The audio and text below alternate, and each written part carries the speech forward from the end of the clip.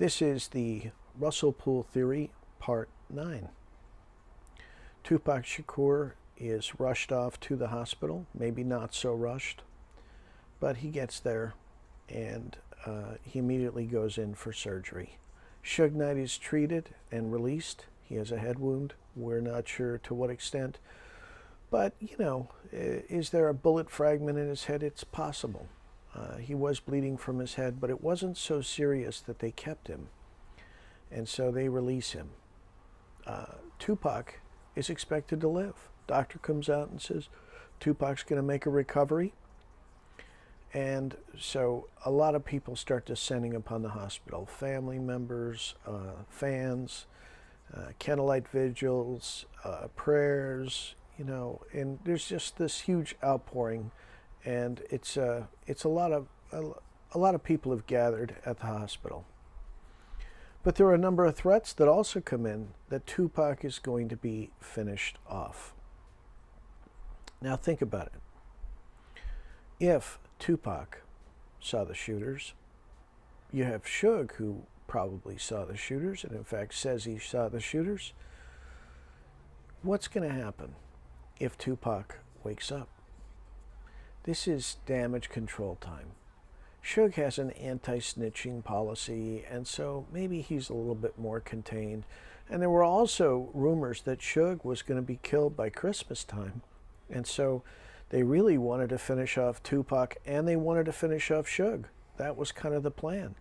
And so Suge was only rolling with people he really trusted. He was no longer rolling with Reggie Wright Jr. or his security.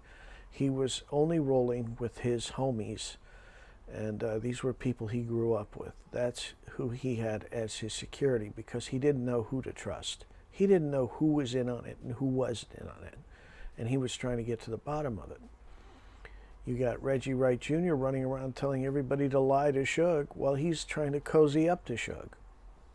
And you have, at the hospital, a U-Haul truck being moved out to the outside of Tupac's room so they could stop somebody from attacking through a window.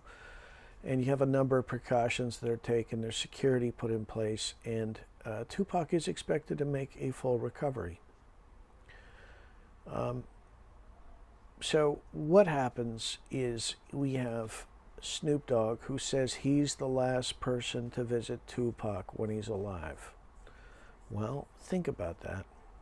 Have you ever been in a place where a celebrity showed up at something like that? That's the perfect distraction. And you have Officer Kevin Gaines, who's in Las Vegas at the time, and he also shows up with Snoop. He's Snoop's bodyguard. And so you've got a perfect situation where when Snoop shows up, all of the attention goes to Snoop. He's a big celebrity. Everybody goes running over to him. And for a brief time, nobody's paying attention to Tupac Shakur. And it's the Russell Poole theory that Tupac was finished off in the hospital, as it was rumored to have happened. There were people calling in saying that Tupac was going to be finished off, and the belief is that somebody did something to Tupac in the hospital, and Tupac dies. Well, there is a coroner's vehicle idling at the time in the warehouse inside the hospital where supplies and what have you are delivered. The coroner's vehicle is waiting, idling at the time Tupac dies. His body is quickly rushed out of the room, and it's rushed into the awaiting coroner's vehicle. It's rushed over to the coroner, where there's a quick autopsy that's done, and then there's a quick cremation. Now, likely how the cremation thing went was they had probably convinced Afeni that there was going to be some kind of a DNA test so that Tupac's father could contest the estate being handed to her, and she probably decided that she was going to cremate that body as quickly as possible to prevent any possible DNA contesting happening in the Tupac estate. And so off the body gets to be cremated, and the ashes are taken back to Los Angeles by an LAPD cop. And In the aftermath, you have Reggie Wright Jr., who basically accompanies every single witness to their interrogations and sits in on many of the interrogations.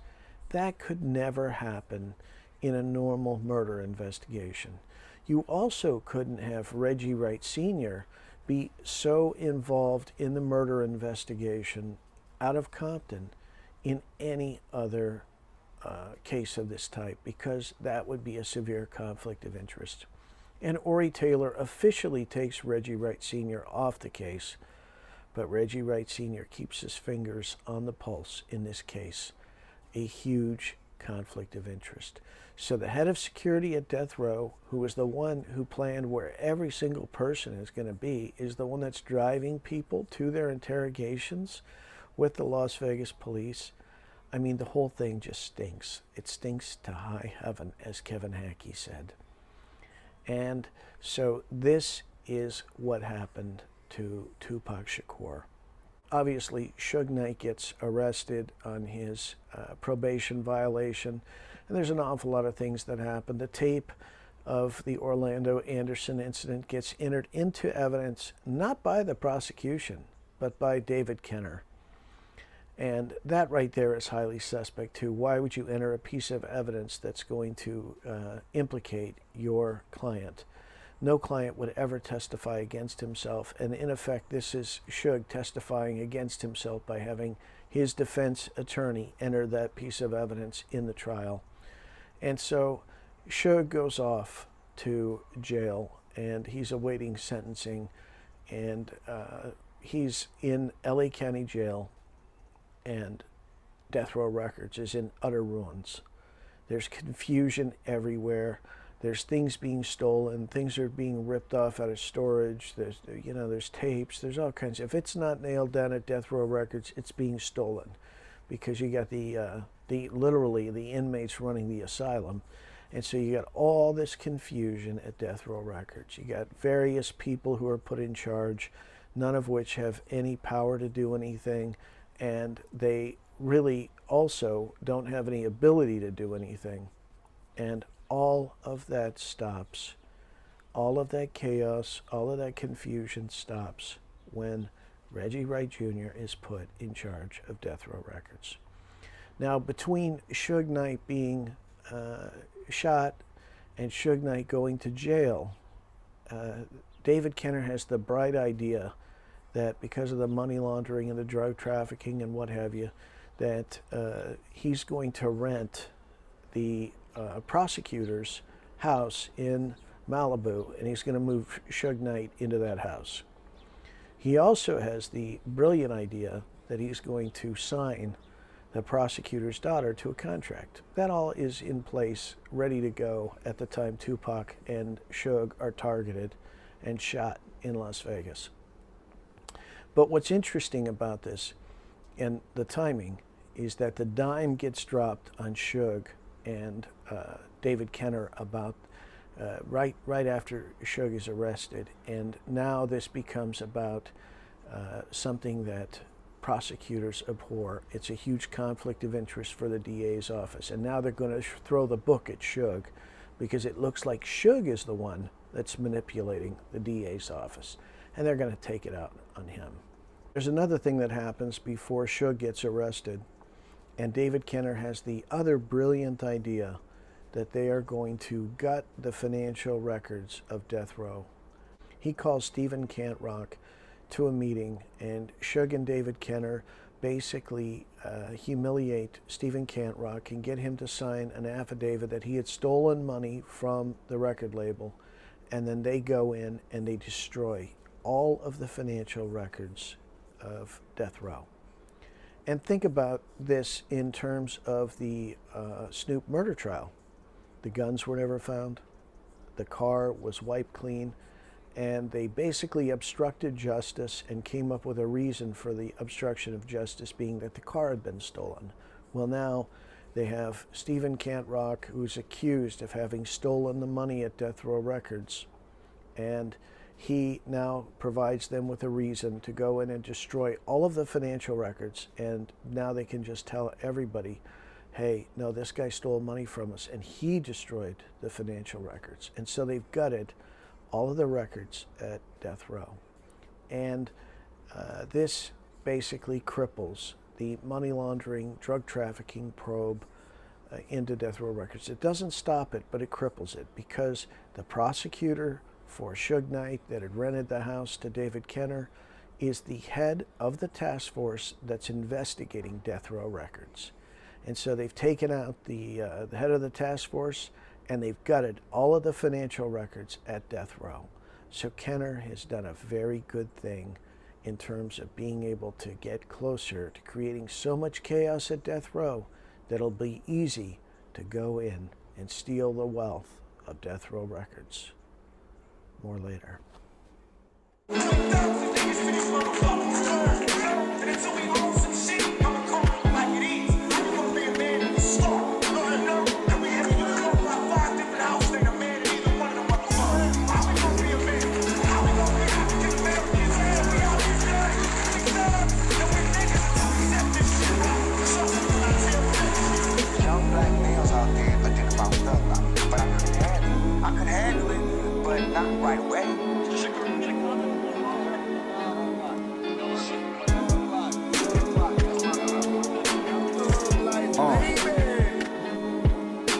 Sick of this place, so I can't go to sleep. Sick of this race, and I ain't finna weep. Stomach full of beer, and I ain't gonna eat. The whole damn street just full of them sheep. Flow to the beat like toast to the heat. Toast to the street from the coast to the beach. Never be a pop, but I'm close.